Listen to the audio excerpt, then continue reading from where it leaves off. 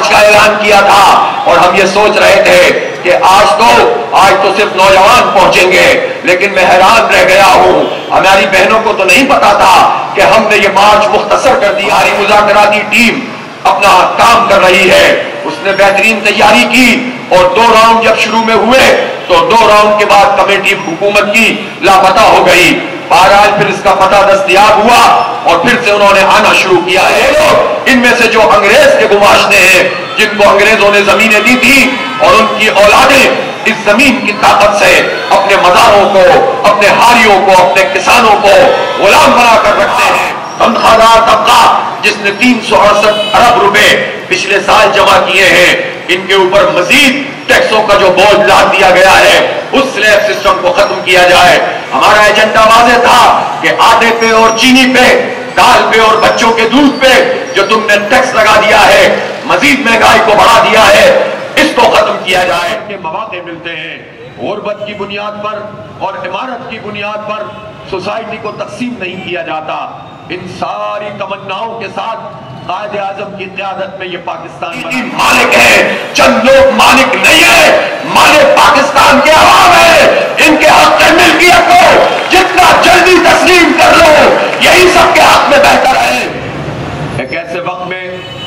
جب حکمرانوں کی پالیسیوں کے نتیجے میں، اقدامات کے نتیجے میں مہنگائی، بے روزگاری اور ٹیکسز، ان سب کے نتیجے میں لوگ مایوس ہو رہے تھے، پریشان ہو رہے تھے، نوجوان ملک چھوڑنا چاہتے تھے اور لوگ یہ کہنے لگے تھے کہ اب اس ملک میں کچھ بھی نہیں ہو سکتا، اب یہاں پر کوئی تبدیلی، کوئی انقلاب نہیں آ سکتا، کوئی ہمارا سننے والا نہیں ہے۔ لوگوں کو مایوسیاں ہی مایوسیاں ملی، لوگوں کی رائے کو کل کیا گیا، فارم 47 کی حکومت کو قائم کیا گیا اور پے در پے اقدامات کے باوجود ہر طرف سناٹا ہی سناٹا نظر آ رہا تھا۔ لیکن الحمدللہ جماعت اسلامی کی قیادت اور اس کے کارکنوں نے اس بات کا فیصلہ کیا کہ ہم اس پاکستان کو جو ان عظیم قربانیوں کے بعد ہم نے حاصل کیا تھا، کہ لوگوں نے اپنی جانیں لٹائی تھی، اپنے گھر بار چھوڑے تھے، اپنے کاروبار چھوڑے تھے، اپنے گاؤں گوٹ چھوڑے تھے اور سب کچھ چھوڑ کر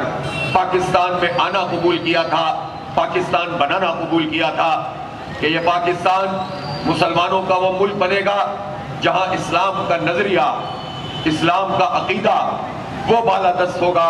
اور اسلام کا نظریہ اور اس کا عقیدہ انصاف اور عدل کا نظام ہے۔ اسلام کا عقیدہ اور اسلام کا نظریہ اگر ایک حکومت اور ریاست کی صورت میں قائم ہو جائے تو انسانیت کو امن کا پیغام دیتا ہے، ناانصافی کو ختم کرتا ہے، طاقتور لوگوں کی طاقت کی بنیاد پر حکمرانی کا خاتمہ کرتا ہے، مظلوموں کو، مجبوروں کو، مقہوروں کو ایک کرتا ہے اور انہیں قوت میں ڈھال دیتا ہے۔ اسلام کا نظریہ جب ایک ریاست کی صورت میں ڈھل جاتا ہے، ایک نظام کی صورت میں بالادست ہو جاتا ہے، تو پھر وہ علم کو پھیلاتا ہے، وہ تعلیم کو عام کرتا ہے، وہ اپنے باشندوں کو صحت کی سہولتیں دیتا ہے اور حکمرانوں کو اور عوام کو ایک جگہ پر لا کر کھڑا کر دیتا ہے۔ اسلام کا عقیدہ اور نظریہ لا الہ الا اللہ محمد الرسول اللہ جب ریاست کی صورت اور اس کے قالب میں ڈھل جاتا ہے تو پھر اگر کوئی آفت آئے، کوئی پریشانی آئے، کوئی قحط پڑ جائے تو مدینہ کی اسلامی ریاست کی طرح حضرت عمر فاروق رضی اللہ تعالی عنہ بھی بالکل اسی اسٹیٹس پہ ہوں گے، امیر المومنین کی حیثیت سے ہونے کے باوجود، جس پر ایک عام مزدور ہوتا ہے اور ایک عام کسان ہوتا ہے۔ یہ اسلامی ریاست کی برکتیں ہیں جس میں سب کو برابر کے مواقع ملتے ہیں۔ غربت کی بنیاد پر اور عمارت کی بنیاد پر سوسائٹی کو تقسیم نہیں کیا جاتا۔ ان ساری تمناؤں کے ساتھ قائد اعظم کی قیادت میں یہ پاکستان بنا تھا، لیکن 77 سال گزرنے کے بعد ہم دیکھتے ہیں کہ ہر طرف آپ کو چند ہی لوگ نظر آتے ہیں۔ ایک حکمران طبقہ ہے اور ایک رعایا ہے۔ حکمران طبقہ بہت تھوڑا سا ہے، بہت محدود ہے، لیکن ویل کنیکٹڈ ہے، مختلف اداروں میں ملے گا، فوج کے بڑے بڑے لوگوں میں بھی یہی ملے گا، جاگیرداروں میں بھی یہی ملے گا، بیوروکریٹس میں بھی یہی طبقہ ملے گا اور نام نہاد سیاستدانوں میں بھی یہی طبقہ ملے گا۔ عدلیہ میں بھی آپ کو ایک ہی طبقہ ملے گا یہ ایک دوسرے کو پروٹیکٹ کرتے ہیں، ایک دوسرے کے مفادات کا تحفظ کرتے ہیں، اور یہ وہ طبقہ ہے جو صنعت کاری نہیں کرتا بلکہ سرمایہ داری کرتا ہے۔ یہ سرمایہ کار طبقہ نہیں ہوتا کہ سرمایہ کی طاقت سے معاشرے کی معیشت کو آگے بڑھائے اور پیسے کو رول کرے اور معاشی ایکٹیویٹی قائم ہو، لوگوں کو روزگار ملے۔ یہ تو صنعت کار کرتا ہے، یہ تو سرمایہ کار کرتا ہے، یہ تو تاجر کرتا ہے۔ لیکن جو استحصالی ٹولہ ہوتا ہے وہ ان میں سے کچھ ایسے لوگوں کا نام ہوتا ہے کہ جو اس پورے انگریز کے شاگرد اور گماشتہ طبقے کے ساتھ مل کر آئی پی پیز کے نام پر لوگوں کا استحصال کرتے ہیں اور اس طرح اپنی پسند کی پالیسیوں کو نافذ کرتے ہیں، ہزاروں ارب روپے ہڑپ کر جاتے ہیں۔ یہ صنعت کار نہیں ہو سکتا جو اس طرح سے صنعتوں کو پامال کرتا ہو اور پورے ملک کو ایک عذاب میں گرفتار کرتا ہو۔ اس لیے یہ محدود قسم کے لوگ ہر شعبے میں خراب کرنے والے اور ہماری پوری معیشت کو تباہ کرنے والے اور پاکستان کی حقیقی منزل سے اسے دور کرنے والے ہیں۔ یہ تھوڑے ہیں لیکن سرمایہ ان کے پاس ہے، بندوق ان کے پاس ہے، طاقت ان کے پاس ہے، اور حکومت اور ریاست کے والی وارث بن کر یہ آ کر کھڑے ہو گئے ہیں، وہ یہ بزوں میں خود پورے اقتدار کے اوپر قابض ہو گئے ہیں۔ لیکن عام لوگ، عام نوجوان، عام مزدور، عام کسان، مڈل کلاس لوگ، تاجر لوگ، صنعت کار لوگ جو محنت کرتے ہیں، جو غلہ اگاتے ہیں، جو صنعتیں چلاتے ہیں، جو معیشت کا پہیہ اپنی تجارت کے ذریعے سے آگے بڑھاتے ہیں، یہ صرف ان کے رحم و کرم پر ہوتے ہیں اور یہ دیکھتے ہیں کہ کل کون سا ٹیکس لگے گا، پرسوں کون سا ٹیکس لگے گا،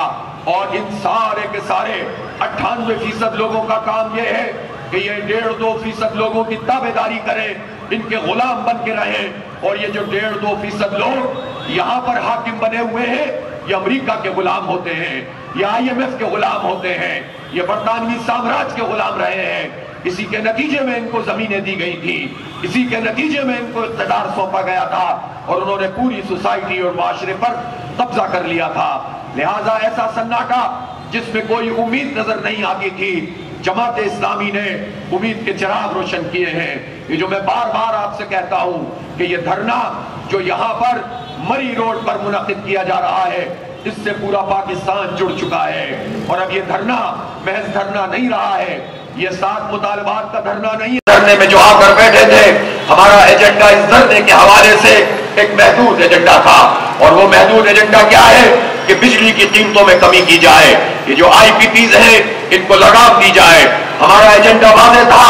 تنخواہ دار طبقہ جس نے 368 ارب روپے پچھلے سال جمع کیے ہیں، ان کے اوپر مزید ٹیکسوں کا جو بوجھ لاد دیا گیا ہے اس سلیب سسٹم کو ختم کیا جائے۔ ہمارا ایجنڈا واضح تھا کہ آٹے پہ اور چینی پہ، دال پہ اور بچوں کے دودھ پہ جو تم نے ٹیکس لگا دیا ہے، مزید مہنگائی کو بڑھا دیا ہے، اس کو ختم کیا جائے۔ ہمارا ایجنڈا واضح تھا کہ قربانی اب صرف پاکستان کی قوم نہیں دے گی، پاکستان کا مراعات یافتہ طبقہ بھی، پاکستان کا مراعات یافتہ طبقہ بھی اپنی عیاشیوں کو چھوڑے گا۔ یہ 1300 سی سی گاڑی میں کیوں نہیں آ سکتے؟ ان کو اس میں بٹھانا ہے اور اس کے بعد ان کی تصویریں کھینچنی ہے کہ یہ کیسے لگتے ہیں اس میں۔ انہیں تو بہت تکلیف ہوگی، آپ کو بہت مزہ آئے گا کہ یہ لوگ بھی چھوٹی گاڑیوں میں، حالانکہ 1300 سی سی بھی چھوٹی گاڑی نہیں ہوتی ہے۔ ہمارا ایجنڈا بالکل واضح ہے کہ بڑے جاگیرداروں پہ ٹیکس لگاؤ جن کی زمینیں لامحدود طریقے سے چلی آ رہی ہیں، اور وہ لوگ ان میں سے جو انگریز کے گماشتے ہیں، جن کو انگریزوں نے زمینیں دی تھی اور ان کی اولادیں اس زمین کی طاقت سے اپنے مزاروں کو، اپنے ہاریوں کو، اپنے کسانوں کو غلام بنا کر رکھتے ہیں، ان کا حق نہیں دیتے، ان کو قرض فراہم کرتے ہیں اور قرض کے اوپر سود وصول کرتے ہیں۔ یہ کسان، چھوٹا کسان محنت کرتا ہے اور مزدوری کرتا ہے، مزدوری کرنے کے بعد جب وہ فصل کو اگاتا ہے تو آخر میں جب وہ فصل کو بیچتا ہے، اول تو اس کو پوری قیمت نہیں ملتی، اور اگر قیمت ملنے بھی لگے تو وہ پہلے سے مقروض ہوتا ہے، نئی فصل کے لیے پھر اس کو قرضہ لینا پڑتا ہے، اور اس طرح نسل در نسل وہ جاگیردار طاقتور ہوتا چلا جاتا ہے، یہ کسان کمزور ہوتا چلا جاتا ہے، اور اکثر کسانوں کو اپنا یہ حق بھی معلوم نہیں ہے کہ ان کا یہ حق ہے کہ وہ بھی آزاد طریقے سے زمین کو ہموار کریں اور آزاد طریقے سے اپنی فصل لگائیں اور آزاد طریقے سے اپنی اپنی کمائی کمائیں، وہ تو سمجھتے ہیں کہ کسان کا کام ہی قرض لینے والے کا ہوتا ہے اور اپنے جاگیردار کی خدمت کرنا ہوتا ہے۔ فیکٹریوں میں اور ملوں میں جو مزدور کام کرتے ہیں، بڑی تعداد میں ٹھیکیداری نظام کے تحت کام کرتے ہیں، یہ مزدور ان کو اپنی ملازمانہ حقوق کا بھی اندازہ نہیں ہے۔ اس لیے ہم یہ بات کہنا چاہتے ہیں کہ اس دھرنے کے تو بہت واضح اور متعین مطالبات تھے، لیکن ہمارا قومی ایجنڈا اس سے کہیں زیادہ بڑا ہے۔ اس لیے ہمارے یہ مطالبات بالکل واضح ہیں، دو ٹوک ہیں، اور ہم یہ سمجھتے ہیں کہ ہم نے کوئی غیر حقیقی مطالبہ نہیں کیا ہے۔ ہم بھی جانتے ہیں کہ IMF سر پہ بیٹھا ہوا ہے، ہم تو یہ کہتے تھے کہ IMF کی غلامی کا تو مزید اپنے سروں پہ مت ڈالو، اس سے کچھ بھی نہیں ملے گا۔ جب تم 23واں پروگرام میں جا رہے تھے تب بھی تم نے یہی کہا تھا، جب 24ویں پروگرام میں جا رہے تھے تب بھی یہ کہتے تھے کہ یہ آخری پروگرام ہے، اور ابھی بھی شہباز شریف صاحب نے یہی کہا کہ یہ آخری پروگرام ہے۔ اگر یہی حرکتیں ان کی باقی رہیں، یہ کبھی بھی آخری پروگرام نہیں، یہ اس کے بعد بھی پروگرام میں جائیں گے۔ ان کو اگر چھوٹ دے دی گئی تو یہ ہمیں اس غلامی کے پھندے میں ایسا جکڑ دیں گے کہ یہ قوم کبھی آگے نہیں بڑھ سکتی۔ اس لیے ہم یہ کہتے ہیں کہ ہم جو مطالبات کر رہے ہیں وہ جائز بھی ہیں، اور یہ مطالبات قوم کی آواز بھی ہیں، اور یہ مطالبات یہ حقیقی بھی ہیں، قابل عمل بھی ہیں۔ اور میں آپ کو ایک اور بات کہنا چاہتا ہوں، ہماری مذاکراتی ٹیم اپنا کام کر رہی ہے، اس نے بہترین تیاری کی، اور 2 راؤنڈ جب شروع میں ہوئے تو 2 راؤنڈ کے بعد کمیٹی حکومت کی لاپتہ ہو گئی۔ بہرحال پھر اس کا پتہ دستیاب ہوا اور پھر سے انہوں نے آنا شروع کیا ہے۔ انہوں نے 2 دور اور بھی گزارے ہیں، لیکن معاملہ کچھ ہٹکا ہوا ہے۔ یہ ریلیف دینا میں بخل سے کام لے رہے ہیں، یہ واضح اعلان نہیں کر رہے ہیں، اور آج بھی مذاکرات کا یہ دور یہاں پر ہونے والا ہے۔ میں آپ لوگوں سے یہ کہنا چاہتا ہوں کہ اگر انہوں نے واضح طور پر پاکستان کے عوام کو ریلیف نہیں دیا، تنخواہ دار لوگوں کو ریلیف نہیں دیا، تحریری معاہدہ اس کا نہیں کیا، اور واضح طور پر بجلی کی قیمتوں میں کمی کا اعلان نہیں کیا، تو پھر میں یہ کہنا چاہتا ہوں کہ ہو سکتا ہے کہ پھر یہ آخری مذاکرات ہوں گے، اس کے بعد ہم مذاکرات نہیں کریں گے، پھر ہم وہ کریں گے کہ پھر جو ہم سب طے کریں گے، پھر ہم مارچ کریں گے، پھر ہم طے کر کے نہیں جائیں گے۔ آج آپ نے دیکھا، آج ہم نے مارچ کا اعلان کیا تھا، اور ہم یہ سوچ رہے تھے کہ آج تو صرف نوجوان پہنچیں گے، لیکن میں حیران رہ گیا ہوں، ہماری بہنوں کو تو نہیں پتا تھا کہ ہم نے یہ مارچ مختصر کر دیا ہے اور اس کو جلسے میں بدل دیا ہے۔ یہ تو اسلام آباد جانے کا عزم کر کے آئی تھی، اتنی ہزاروں کی تعداد میں یہ بیٹیاں موجود ہیں، یہ مائیں موجود ہیں،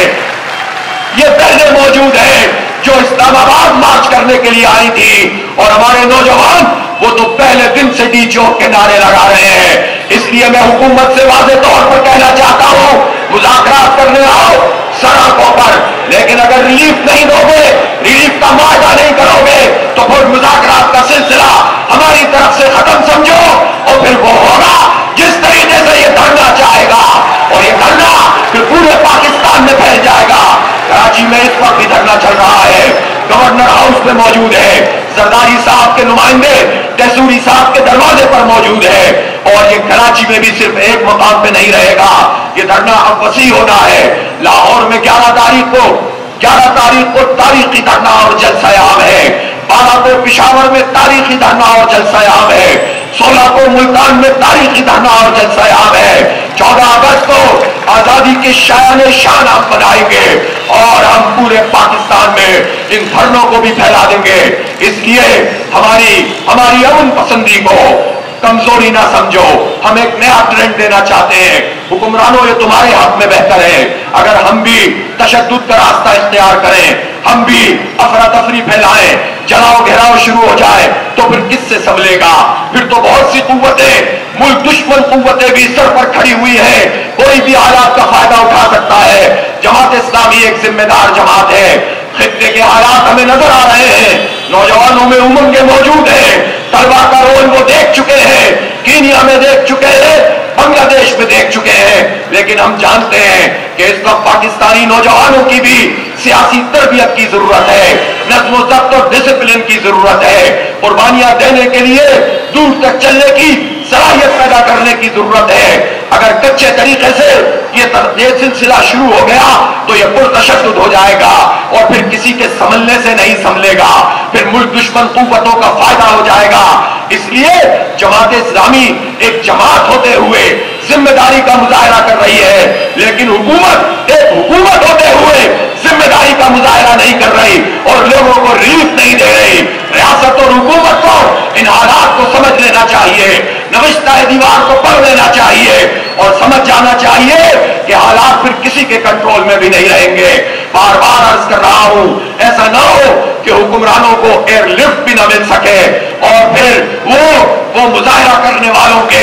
چھتے چڑھ جائیں, پھر کیا بنے گا. اس لیے یہ پاکستان ہم سب کا پاکستان ہے, عوام کا پاکستان ہے, عوام ہی حکومت ہے, عوام ہی ریاست ہے, عوام سے ہی جمہوریت ہے, عوام سے ہی سب کچھ ہے, عوام ہی کی معیشت ہے. اس کے باشندے اس کے حقیقی مالک ہیں. چند لوگ مالک نہیں ہیں, مالک پاکستان کے عوام ہے. ان کے حق میں ملکیت کو جتنا جلدی تسلیم کر لو یہی سب کے حق میں بہتر ہے. نہیں تسلیم کرو گے مالک بن کے بیٹھے رہو گے, پچھتاؤ گے, آج نہیں تو کل بھگتنا پڑے گا. اس لیے میں واضح طور پر کہنا چاہتا ہوں, ہم نے تدبر سے کام لیا, ہم نے حکمت سے کام لیا, ہم نے امن سے کام لیا اور ہمارے نوجوان چلاتے رہے کہ ڈی چوک جانا ہے, لیکن الحمدللہ یہ جماعت اسلامی کے نوجوان تھے, یہ نظم و ضبط میں گندے ہوئے, یہ سماع و اطاعت کے عظیم شاہکار لوگ ہیں, ان کی تربیت ہوئی ہے. اس لیے انہوں نے قیادت کی بات پر لبیک کہا. ناپسندوں کا چپا جا رہا ہے, گھر گھر میں دیکھا جا رہا ہے, ہر موبائل پہ اس کا تذکرہ ہو رہا ہے, ریڑھی بان بھی یہ بات کہتا ہے, مزدور اور کسان بھی یہ بات کہتا ہے, صنعت کار اور تاجر کی زبان پہ بھی یہی دھرنا ہے. یہ دھرنا ایک قوت میں بدلتا جا رہا ہے, لہذا اس قوت کو امن کی قوت رہنا چاہیے,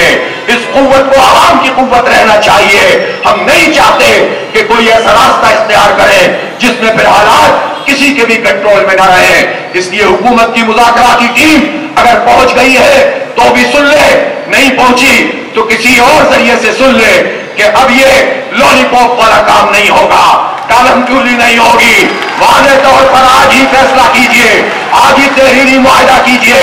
آج ہی ریلیف کا اعلان کیجئے تاکہ پھر ہم اپنے لائے عمل کا اعلان آخری تقریر میں آپ کے سامنے کروں. اس وقت تک میں آپ سے کہہ رہا ہوں کہ آپ جم کر یہاں پر بیٹھیں گے اور آپ یہاں پر پوری توجہ سے اس پورے جلسے کو اٹینڈ کریں گے, بھرپور اپنے جوش اور جذبے کا اظہار بھی کریں گے, نعرے بازی بھی کریں گے, تقریریں بھی سنیں گے, اشعار بھی سنیں گے, اچھی اچھی نظمیں بھی سنیں گے اور پڑھیں گے, اور پھر انشاءاللہ میں آپ کے سامنے حاضر ہوں گا اور آئندہ کا لائے عمل آپ کو بتاؤں گا. پورے جذبے کے ساتھ یہاں موجود رہنا ہے, رات دیر تک یہاں پر بیٹھنا ہے تاکہ کوئی سازش بھی کامیاب نہ ہو سکے. وآخر دعوانا الحمدللہ رب العالمین.